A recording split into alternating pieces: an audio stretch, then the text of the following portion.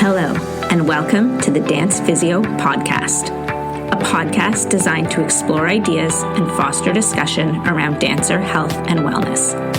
We're here to challenge the status quo, bridge the gap between dance science and the studio, and help change the landscape of the dance industry for the better. I'm your host, Erika Mayall, a dancer turned physiotherapist who is deeply passionate about leaving the dance world better than I found it. I'm so glad you're here. Let's get started. Hello, everyone, and welcome back to another episode of the Dance Physio Podcast. I am your host, Erika Mayall. Today, we are going to be talking all about dance floors. And this was a topic request that somebody had sent in just as a podcast suggestion, talking about flooring and footwear and how that affects dancers. And I will cover the footwear part of it at some point, but when I started to think about it, it just seemed like a little bit too much to cover all in one podcast episode. So today we're specifically going to look at flooring, dance flooring, and what types of flooring may or may not be advantageous to our dancers. And then I will, in the future, do a podcast episode about footwear as well, because they do work together and interact together. And so it is a great suggestion in terms of podcast topics, but I just didn't want the podcast to be too long, so we're going to focus in on flooring today. And a lot of what we know about flooring comes, or some of it comes from the sport world. And specifically, I know a lot of the research has been done in court sports, so like racquetball and things like that. And there's been research that showed that the flooring surface combined with the footwear has an impact on the rates of injuries that they see in those sports. And it, if it's the correct flooring and the correct footwear, it can actually help to decrease rates of injury. And there is some research that has been done specifically in dance flooring as well. So that's kind of what we're going to go through today, is looking at what is the state of what we know about flooring for dance and how we can sort of like facilitate some of those conversations around what types of flooring dancers should be dancing on. So before we dive specifically into talking about the floor, one of the reasons, or probably the primary reason we care so much about the floor that dancers are dancing on, is because of the high impact repetitive nature of dance. So we have lots of different studies that have looked at, most of them have looked at like jump landings, but essentially as a way of trying to quantify impact to a dancer's body. And we know from research, and it depends what study you look at, but researchers have found that there's anywhere between probably like 150 up to 200 plus jump impact landings in a ballet class, was what most of this research is done in, but you could extrapolate this to potentially other styles of dance as well. And when we're thinking about impact in terms of how much force or impact is going through the body, we know that that doesn't just come from jumps. So most of the research looks at jumps because it is an easy thing to count from a research perspective. But if we just think about impact overall on the body, there's lots of other things in dance that cause impact to the body. And I specifically think about some forms of East Indian dance and things like that, where there's a lot of kind of like stomping movements or like movements where there's like impact into the floor, but they're not a jump. They haven't left the floor necessarily. Or in maybe what's another good example? Maybe like in ballet, even doing a pose or something like that, where there's impact, you're going onto a foot, it's impacting or reacting with the flooring, but it wasn't a jump. So all of that is just to say that although we do look at jump impact landings in a research perspective, there's so much more impact that's happening to a dancer's body while they're dancing that we maybe cannot quantify as easily through research studies. Who knows? Maybe in the future we'll start to look at those a little bit more. But with what we do know from the studies we do have, we know there's high amounts of impact load on dancers' bodies. And so anything we can do to mitigate some of that force can potentially help with decreasing injuries and wear and tear and all of that type of thing on a dancer's body. So that's kind of where a lot of the idea behind the research of flooring comes from, is that dancers are spending a lot of time interacting with the floor that they are dancing on. in dance in particular, sort of I alluded to racket sports before, but in dance in particular, we know that our footwear generally is not super supportive and is not doing a whole lot to mitigate impact forces. So we actually probably rely more heavily on the flooring than in other sports. And it's not just racket sports, it's other court sports like basketball and volleyball and things like that as well. So they have a higher ability or a better ability to utilize footwear to mitigate some of those forces, whereas in dance, we are probably more reliant on the floor. In terms of how the floors impact injury rates and things like that in dance, we're going to talk a little bit more about this in a minute when it comes to more like repetitive overuse injuries. But there was actually one study that was done. This is not a new study. I think it was done in 2012, I believe, that actually looked at dance flooring in terms of being a causative factor in injuries and accidents that were happening. And they found that in 12.8% of the kind of, they termed them accidents, but we can call them injuries that happened during the study period, 12.8%, the flooring itself was a causative factor. And so they were looking particularly at companies that were dancing on varied floor surfaces, so touring in different theaters and things like that. And so looking at, floors being too slippery or floors being too sticky or things like that, that impacted or were partially responsible for these dancers' injuries. So that's not a super low number. We know that dance flooring is really, really important for dancers. So what should we be looking for when we're looking for sort of quote unquote ideal dance flooring? Well, most of the time, what we want our dancers to be dancing on is what is called a sprung floor, or sometimes you'll hear these called low stiffness floors, or there's other terms that's used in research. And I know in Europe, there's actually like standards for this, again, for sports flooring, and I can't remember what the term they use for it is. But anyway, we're going to just use the term sprung floor because I think in the dance world, that is what we are most familiar with in terms of terminology. And when we're talking about flooring, there are different components to our flooring. And so understanding those different components is important to know if what we're dancing on is sort of appropriate or not. Because oftentimes when I have conversations with dancers, they'll say, oh, yeah, we have a proper dance floor. It has Marley on it.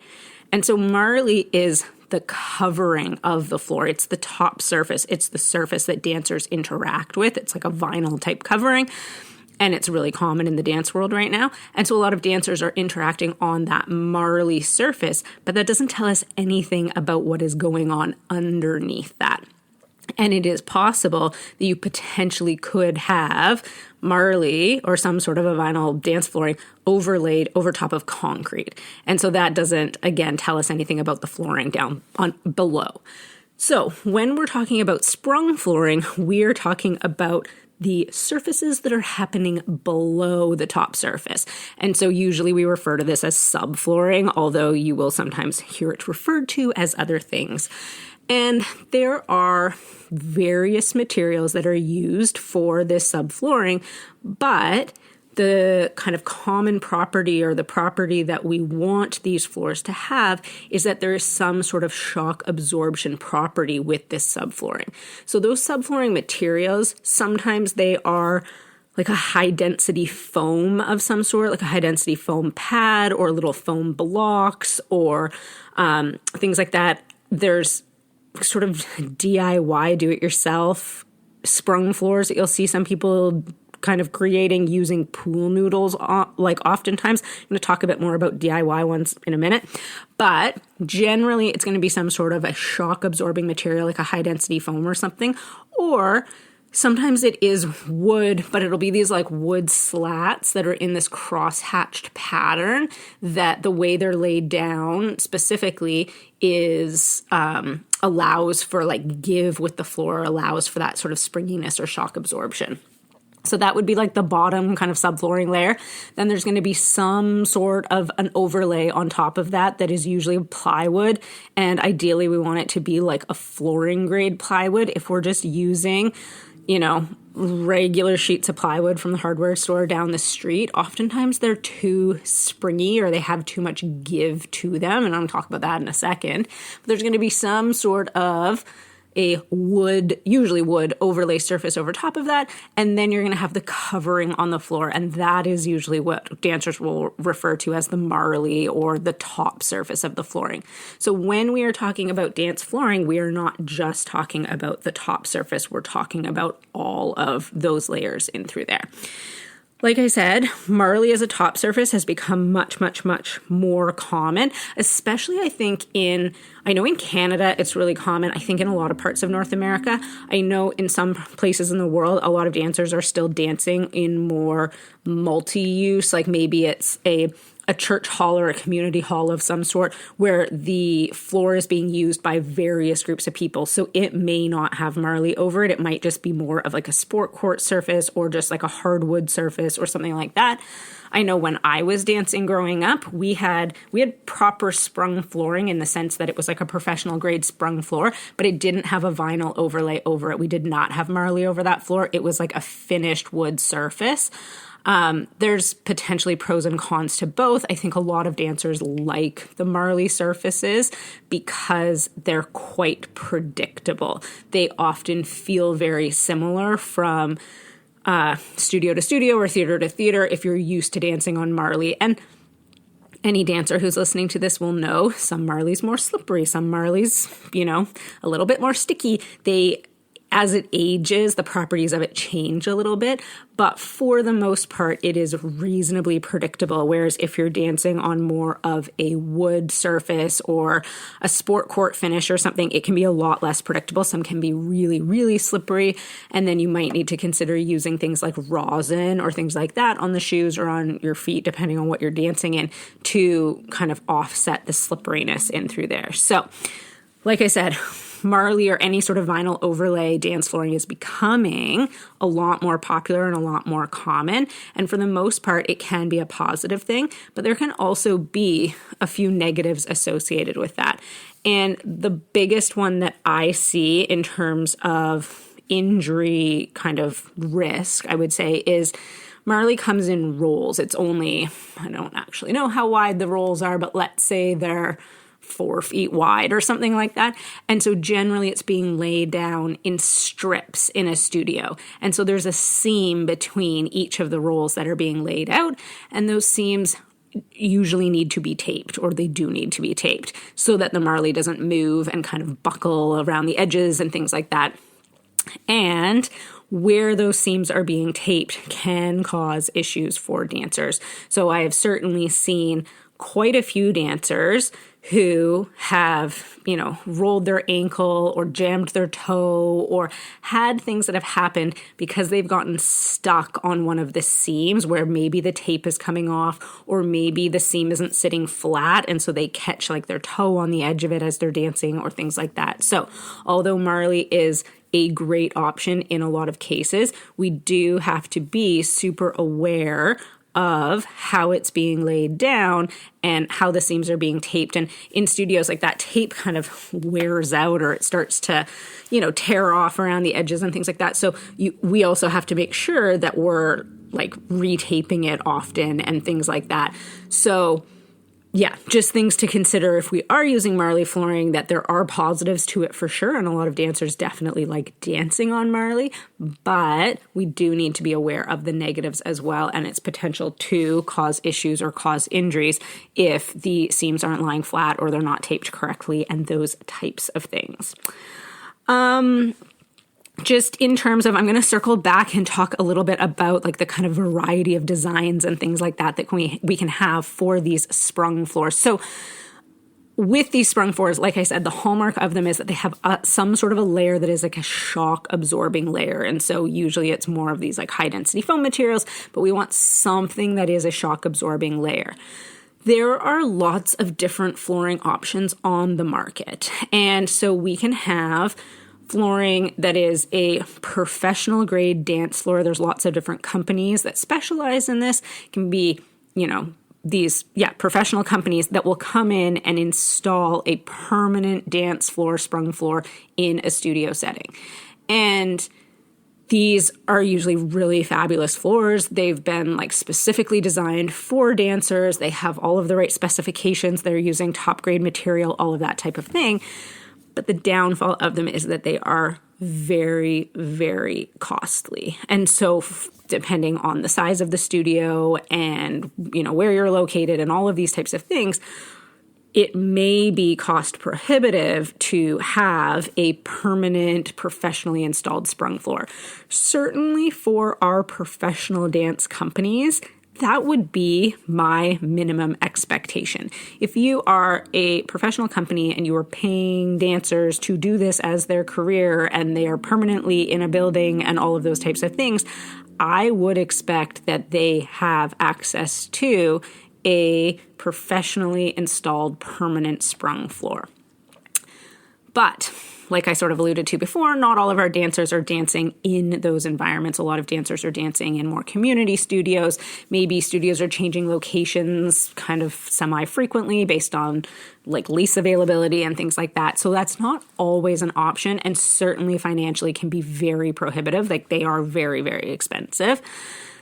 A lot of those companies that specialize in sprung floors and especially sprung dance floors do have I'm going to call them, like portable options. So they're more, some of them are these kind of like, I don't even know what they're called, like latch and lock or snip and click or snap and click. They all have different names, like kind of proprietary names. But essentially they are panels that kind of like click together. So when they're all laid down, it acts as like sort of a permanent flooring, but it is more easily removable. So they can be removed and, potentially even moved to like a stage location for performances. They're heavy and it's, a little bit prohibitive to be doing that on a regular, potentially. But, if you did think, okay, maybe my lease is only 3 or 5 years on this building, we might need to move and maybe we're going to expand and grow. You might think, okay, maybe something that I can take with me when I leave is a better option. So there are certainly options for things like that. And then, like I said, there are a lot of studios that are doing sort of these more DIY kind of flooring options. I would caution against some of these DIYs, or really do your research if that's like kind of the route you think you want to go down if you're like a studio owner or a teacher. Because there certainly are a lot of factors to consider. I know a lot of people see these kind of YouTube videos with people cutting up pool noodles, like sticking them onto the back of a piece of plywood and putting it down and being like, hey, look, we have a sprung floor. But unfortunately, it's not quite as simple as that. You really have to know what you're doing in terms of like the pattern and the layout of the pieces of plywood. Like I said, we also need to have like kind of a more specific thickness and weight of plywood so that it doesn't become really, really springy and get what we often call this kind of like trampolining effect. And you also want to make sure that we're not getting like dead spots in the floor where potentially those pool noodles or whatever it is that you're using are like shifting and you end up with kind of spots where there isn't that support. So they, as much as it like looks really, really appealing to do these super cheap DIY options, they are not always the best, and you do need to know what you're doing. Now, that being said, like you absolutely can do a less expensive DIY version, but like I said, do your research, do your homework. I know some of the flooring companies will even sell like the high density foam underlay that they use. They'll sell it in little like kind of blocks or like in pads that you can install yourself on plywood. So there are ways of doing it yourself for less money, but do your homework because, like we've kind of been talking about, the floor that dancers are dancing on is very, very important. And we want it to, if we're going down the route of a sprung floor, we want it to be sprung appropriately. In an ideal world, every dancer would be dancing on a dance-specific sprung floor. We know that the world is not ideal, so a lot of our dancers are not dancing on those surfaces, but as much as we can, we want to make sure that we are protecting their bodies and getting them on a surface that is as safe for them as possible. Like I said, a lot of people are running classes out of multi-use buildings, and whether that be like a rec center or a community hall or a church hall or things like that, A lot of those places have wood flooring in place anyway, or maybe a multi-purpose sport court. And so some of those floors do have some amount of springiness or like shock absorption in them. Wood just in general is a little bit of like a shock absorbing material, as opposed to dancing on like a concrete floor in an industrial building that then just has, like marley or vinyl overlay over top of it. So if you are running classes out of those types of environments and communities, I wouldn't stress about it too much, because chances are the flooring that you're on, although it may not have the top surface like a marley covering that is dance specific, the subflooring and the actual construction of the flooring likely does have some sort of a sprung factor to it, even if it's not a dance specific sprung floor. I keep alluding to dance specific because dance flooring, like the floors that are designed for dancers, are slightly different springiness, I don't know what the right word for that is, springiness to some of the sport courts and things like that. And there's actually been some research that's looked at the, like how much springiness, I don't know what the right word is. Anyway, how springy the floor is and whether dancers can perceive the difference. And I know there was one study that looked at like 5 different types of, I think it was 5 different types of flooring that all had different degrees of sprungness to them. And the dancers could absolutely tell the difference. Like the study asked them to kind of rank them from like least springy to most. And the dancers could tell, with the exception of like the ones that right in the middle, like kind of 2 and 3, they had a harder time differentiating between those, but they still ranked the floor in correct order. So dancers will absolutely notice when they are on a floor that is a sprung floor versus when they are not. And that is one of the reasons, and I've talked about this on the podcast previously, but one of the biggest reasons why I don't love some of the convention or even competition venues that are being used by some of these companies, because we have dancers who are dancing on concrete floors in generally like hotel ballrooms and things like that, or convention centers and stuff, but dancing on essentially concrete flooring that may or may not have a thin layer of carpet overlaid over it. And it certainly doesn't have any sort of like actual appropriate dance floor. And so not only is dancing on carpet problematic, but it is directly on concrete most of the time. It doesn't have any sort of a subflooring or any sort of a sprung system or anything. So that is one of my beefs with those types of events is, expecting dancers to dance really, really long days on flooring surfaces that are not ideal leads to all sorts of issues. I'm just going to chat a little bit about sort of the why, and I have alluded to this a bit in terms of how much impact occurs in dance. And so why it is that we want the sprung floors. But essentially, when we have a floor that has some spring to it or has some give to it, we are able to attenuate some of the impact forces. So it acts as a bit of a shock absorber so that not all of that force is being directly transmitted back into the dancer's body. So in a floor that has, a foam pad underlay or whatever it is that is creating the spring in the floor, that floor has the ability to, what in physics terms would be called deform or deformation. It has the ability to deform a little bit, or compress is maybe an easier way of thinking about it. It's going to compress as a dancer lands on that floor. In that process of compression or deformation, we're going to get some of that force being absorbed into the floor.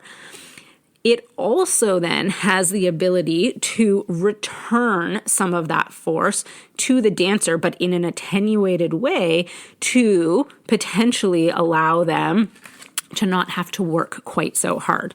So the result of that is that we see decreased injury rates in dancers because of that shock absorbing property. So we see less potential like bone stress reaction type injuries. We see less injuries to joints.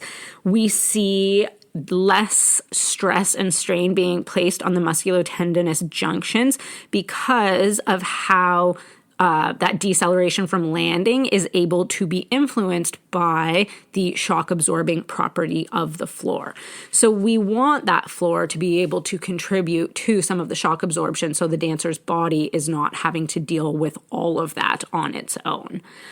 The other benefit to having sprung floors, apart from just injury prevention, and obviously I'm interested in it from an injury prevention standpoint, and that is generally how we look at it and talk about it and frame it most of the time, but there can also be some performance enhancement properties of these sprung floors as well.